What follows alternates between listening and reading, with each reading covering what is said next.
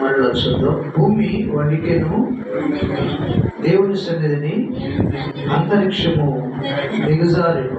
ఇశ్రాయేలు దేవుడు దేవుని సన్నిధిని అవతల సీనాయి కంపించెను. దేవా, నీ స్వాస్థ్యం మీద నీ వర్షము సమృద్ధిగా కురిపించేది. అది అలసీయుడుగా నీవు దానిని బలపరిచి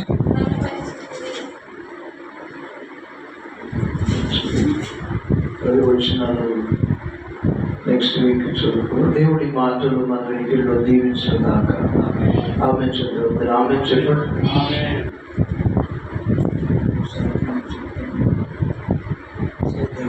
దేవుడు లేచుగాక, ఆయన శత్రువులు చెదరిపోదురుగాక.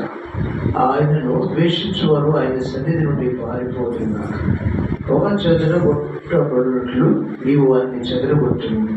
అగ్నికి మైనము కరుగునట్లు భక్తిహీనులు దేవుని సన్నిధి కరిగి నశించుగాక. నీతిమంతులు సంతోషించుగాక, వారు దేవుని సన్నిధిని ఉల్లాసించుగాక. వారు మహదానందం పొందుదురుగాక. దేవుని గురించి పాడుడి, ఆయన నామమును బట్టి స్తోత్రగానము చేయుడి.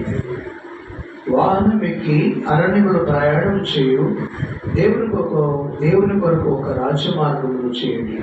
యెహోవాను ఆయన నామమును బట్టి ఆయన సన్నిధిని ప్రహర్షించుడి.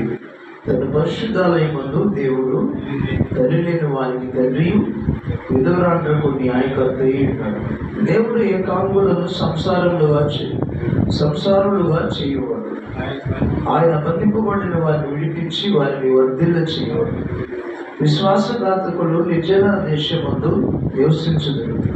దేవా, నీవు నీ ప్రజల ముందర బయలుదేరినప్పుడు, అరణ్యములో నీవు ప్రయాణం చేయనప్పుడు భూమి వణికెను, దేవుని సన్నిధిని అంతరిక్షము దిగజారెను. ఇశ్రాయేలు దేవుడగు దేవుని సన్నిధిని అవతల సీనాయి కప్పించును. దేవా, నీ స్వాస్థ్యం మీద నీ వర్షము సమృద్ధిగా కురిపించుతుంది. అది అలసీయుడుగా నీవు దానిని బలపరిచుతుంది. దేవుడి వాక్య భాగం మన దగ్గరలో దీవించగాక. ఆమేన్. ఆమేన్.